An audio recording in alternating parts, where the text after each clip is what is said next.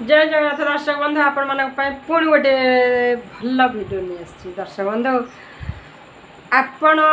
मनरे भावुवे मोर आज विषय वस्तु होची जे अभावी जीवन प्रकृत रे गरीब हवा कौन महापाप जहाँ पाखे धन ना सी जदि भाव जे मु गरीब यहाँ भाव निहाती भूल कारण गरीब हो पारती पाखे धन न थाई पारे मन तो अच्छी मन जो जहार टाण अच्छी से निश्चित भाव में धनी हेबनी कहीं दर्शक बंधु मन दुर्बल हो गले आम दुर्बल हो मुझे बस वीडियो कर सहित कथा भी हो किंतु आपण मैंने चिंता कर पारछंती जे मो देह भी भल ना कहीं वीडियो करची ना मु वीडियो करछे जे किछि समय जदि मो जन को टिके खुशी दे पारली मो कथारे केही जदि ता मन को टिके बुझे पारला तार सेटा होची बड़ कथा मते कहीं साहाय्य करू कि न करू मु किछि समय तो मो निज मन को बुझाऊछि मो संसारटा जंत्रणामय संसार भितर जिते मु बची निश्चय दुख सुख लगिक रही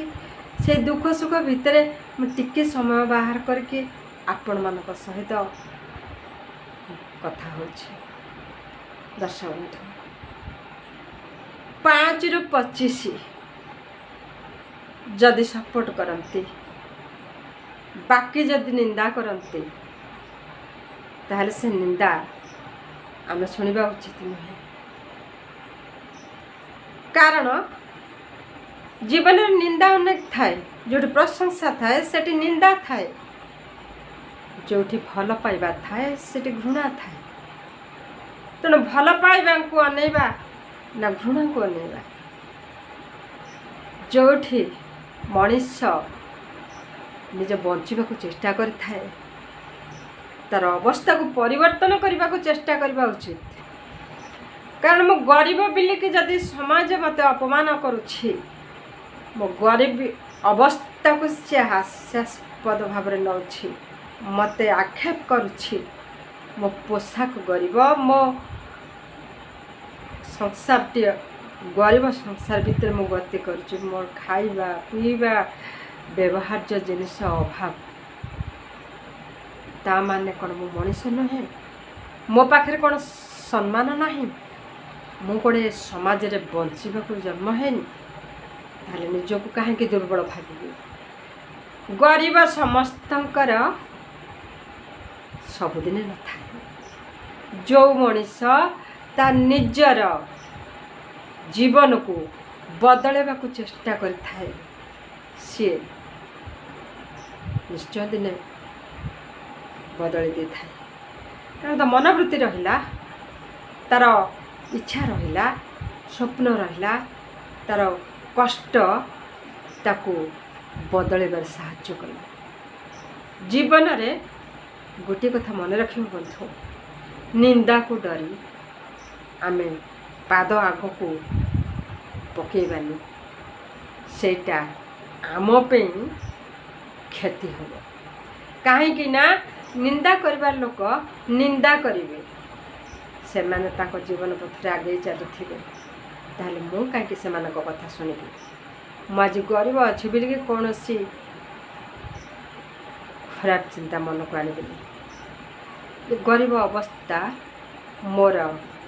धनर अभाव रही से धन आनिया को चेष्टा करी कौन कले मु 2 पैसा रोजगार करी कौन कले मुझे पाखे पुण मुंड टेक ठिया हेबी नीरव रही निज काम कर चलिए निश्चय दिले से माने जवाब पाइले प्रकृत रे दर्शक बंधु गरीब माने निंदार कहीं जवाब दे पारती कारण ताकर अवस्था होछि गरीब ताको पाखरे धन नाही ताको पाखरे गाड़ी नाही बैंक बैलेंस नाही ताको पाखरे कोठा नाही से उच्च कोटीर पोशाक पिंधि नाहंती तेणु जो माने से मानक देखि हसंती दिने दुनिया से मानक देखि हसिबो आउ ଯେତେବେଳେ ଯେଉଁ ଗରିବୀ ଅବସ୍ଥାରେ ସେ ମଣିଷ ହୋଇଯାଇଥିବ, ଦୁନିଆ ଦାଣ୍ଡରେ ମୁଣ୍ଡ ଟେକି ଠିଆ ହୋଇଥିବ, ସେଇମାନେ ପୁଣି କହିବେ ପ୍ରକୃତିରେ କାଲି ଭାରି ହଇରାଣ ହେଉଥିଲା, ଆଉ ଆଜି ଦେଖ କେତେ ବଡ଼ ଲୋକ ହୋଇଯାଇଛି। ଏ ଦୁନିଆ ସବୁବେଳେ ପରିବର୍ତ୍ତନଶୀଳ। ମଣିଷ ଆଜି ଯାହାକୁ ନିନ୍ଦା କରୁଛି କାଲି ପ୍ରଶଂସା କରିବ। ନିନ୍ଦା ପ୍ରଶଂସା ଭିତରେ ବିଲକୁଲ ମୁଣ୍ଡ ପୁରେଇବା ଉଚିତ ନୁହେଁ। ଯିଏ ଯାହା କହୁଛି କହିଯାଉ, ଯିଏ ଯାହା ଭାବୁଛି ଭାବି ଯାଉ। ଆମେ ମଣିଷ, ଆମେ କେଉଁଠି ଚୋରି କରିକି କାହା ପାଖରୁ ଧନ ନେଇ ଆସୁନୁ ଯେ ଆମକୁ କିଏ ନିନ୍ଦା କରିବ, ଏ ଚୋରଟା ବୋଲିକି କହିବ। କାହିଁକି ନା ଆମେ ବାଟରେ ଚାଲୁଛୁ, କର୍ମ କରୁଛୁ, ଆଉ ନିଜକୁ ପରିବର୍ତ୍ତନ କରିବାକୁ ଚେଷ୍ଟା କରୁଛୁ। ତେଣୁ ଦର୍ଶକ ବନ୍ଧୁ, ନିଜ ମନରେ କେବେ ଦୁର୍ବଳ ଭାବିବେନି। ମୁଁ ଗରିବ ଘରେ ଜନ୍ମ ନେଇଛି, ମୁଁ ଗୋଟିଏ ଅଭାବୀ ଲୋକ। ସେଇଟା କିଏ ଭାବେ ନା ଯାହା ପାଖରେ ଅର୍ଥ ଉପାର୍ଜନର କ୍ଷମତା ନଥାଏ, ଯାହା ପାଖରେ ହାତ ଗୋଡ଼ ଚାରିଟା ଅଛି, କାମ କରିବାର ଶକ୍ତି ଅଛି, ଭଗବାନ ସେତିକି ଦେଇଛନ୍ତି। ତେଣୁ ଭଗବାନଙ୍କୁ ପ୍ରଶଂସା କରିବା ଉଚିତ, ଧନ୍ୟବାଦ ଦେବା ଉଚିତ ଯେ ପ୍ରଭୁ ଆପଣ ମୋତେ ହାତ ଗୋଡ଼ ଚାରିଟା ଦେଇଛନ୍ତି, ଆଖି ଦେଇଛନ୍ତି, ପାଟି ଦେଇଛନ୍ତି କଥା କହିବାକୁ,